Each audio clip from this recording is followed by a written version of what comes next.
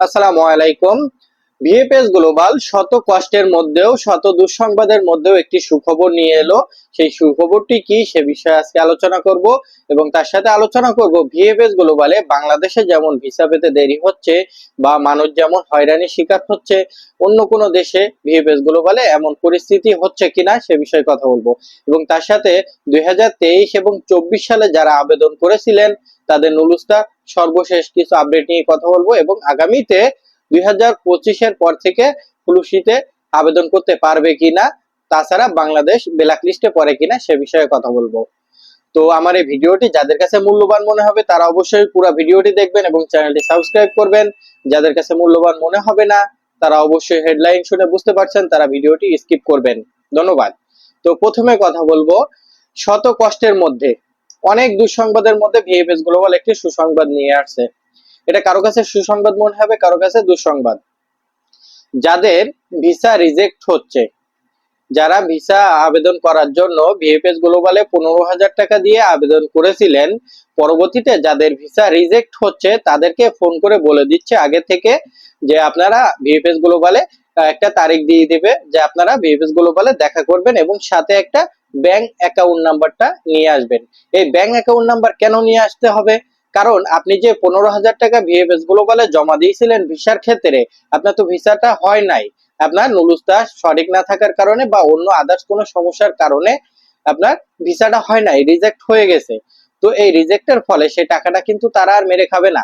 এখানে service charge কিছু খরচ বাবদ বাদ দিয়ে বাকি 11,600 টাকা আপনার ওই যে ব্যাংক অ্যাকাউন্টের মাধ্যমে আপনাকে ফেরত দিয়ে দিবে। তো এটা ভিএফএস গ্লোবালের সুখবর যাদের ভিসা রিজেক্ট হচ্ছে। তো এটা অনেকের কাছে সুখবর মনে হতে পারে, অনেকের কাছে দুঃসংবাদ মনে হতে পারে। এবং কথা বলবো এর সাথে বাংলাদেশ ভিএফএস গ্লোবালের সাথে অন্য কোনো দেশের ভিএফএস গ্লোবালে এরকম হয়রানি হতে হয় কিনা। আমরা খবর পাইছি ইন্ডিয়াতে, ইন্ডিয়া ভিএফএস গ্লোবালে বাংলাদেশের মতো এরকম অবস্থা শুরু হয়ে গেছে, কিন্তু বাংলাদেশের মতো এত পরিমাণে এখনো শুরু হয় নাই। বাংলাদেশে যেমন 100টা নুলুস্তা জমা দিলে তার মধ্যে 95টা থেকে ফেক নুলুস্তা, আর ইন্ডিয়াতে এরকম 100টা জমা দিলে তার ভিতরে 70টা 80টার মতো ফেক নুলুস্তা পাওয়া যাচ্ছে।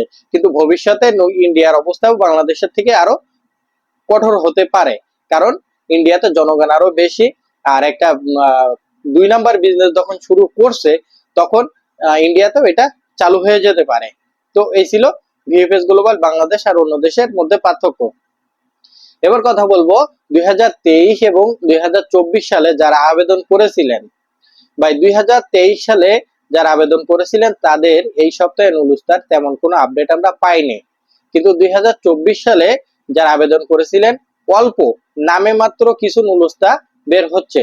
তো এখানে শহর উল্লেখ করার কোনো প্রশ্নই আসে না, কারণ শহর উল্লেখ করলে যে কয়টা শহর উল্লেখ করব সে কয়টা নুলুস্তাও পাওয়া যাচ্ছে না। তো কম বেশি ছোট বড় সব শহর মিলায়ে এগ্রিকালচারের নুলুস্তা খুবই কম পাওয়া যাচ্ছে না বলেই চলে। আর স্পন্সরের টুকটাক উঠতেছে, আর ডোমেস্টিক নাই বললেই চলে। ডোমেস্টিকের কোনো খবরই পাইলাম না এই গত 2-3 দিনের মধ্যে।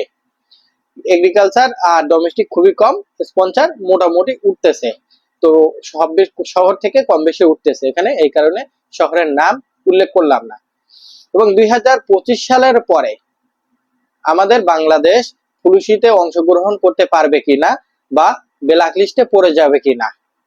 ভাই বাংলাদেশ এই 2024 সালে যে আবেদন করছেন এবং আগামী 2025-এ পুলিশিতে অংশগ্রহণ করতে পারে। 25-এর পরে সম্ভবত যে খবরটা পাওয়া গেছে সেখান থেকে 2026, 27, 28 মেবি 3-4 বছরের মতো এরকম বাংলাদেশ পুলিশিতে অংশগ্রহণ করতে পারবে না, বন্ধ রাখবে। কিন্তু বাংলাদেশ একেবারে ব্ল্যাক লিস্টে রাখবে না। যেমন আপনারা জানেন এই 2023-এর আগে 22-এর আগে 8 বছরের মতো বাংলাদেশ কিন্তু ব্ল্যাক লিস্টে ছিল। বাংলাদেশের কোনো পুলিশিতে অংশগ্রহণ করতে পারতো না। তো সেরকম কোনো নিষেধাজ্ঞা এখনো পর্যন্ত আসে নাই। আপাতত শুধুমাত্র আগামী 2025-এর পর থেকে পুলিশিতে অংশগ্রহণ করতে পারবে না এরকম নিউজ পাওয়া গেছে। ব্ল্যাক লিস্টেও যাবে না, কিন্তু ব্ল্যাক লিস্টে যদিও না যায় এখানে যাবে কি পুলিশিতে অংশগ্রহণ করতে পারবে না। তো পুলিশিতে যদি অংশগ্রহণ নাও করে তাহলে 2024-এ যে আবেদন করছেন এবং আগামী 2025-এ যে আবেদনটা করবেন, এই 2 বছরের আবেদনের নুলুস্তা এই উঠতে উঠতে এখনো 3 বছরের মতো লেগে যাবে। কারণ ইতালিতে যখন মাঝে মাঝে ফুলুসি ছাড়া যখন মাঝে মাঝে কর্মীর প্রয়োজন হয়, তখন কি করে ইতালি সরকার আগে যে আবেদন করাগুলো আছে সেই আবেদন করার নুলুস্তাগুলো দিয়ে মানুষ নিয়ে আসে। তো আগে যারা আবেদন করে রাখছিল যে উকিলের মাধ্যমে, সেই উকিলের সাথে কথা বললে আপনারা যারা আবেদন করছেন এই মুহূর্তে বা আগামীতে করবেন, আপনারা যে মালিকের মাধ্যমে বা যার মাধ্যমে আবেদন করছেন তাদের সাথে কন্ট্যাক্ট রাখবেন। যে কোনো এক সময় হয়তো আপনার নুলুস্তা উঠতে পারে, কারণ উকিলেরা চাইলে এটা পেপুত্রার থেকে নুলুস্তা, পুরাতন নুলুস্তা উঠাই নিতে পারে। তো আগামী 2-3 বছর পর্যন্ত এই নুলুস্তা উঠতে থাকবে, যদিও ব্ল্যাক লিস্টে আসে বা যদিও আপনার পুলিশিতে অংশগ্রহণ নাও করাই, তারপরেও আপনার 2-3 বছর আগামী নুলুস্তা উঠবে। তো এই ছিল আজকে আমার ছোট্ট একটি ভিডিও। আমার ভিডিওটি যদি ভালো লেগে থাকে অবশ্যই শেয়ার করবেন এবং দেখার শেষে লাইক করবেন। ধন্যবাদ সবাইকে।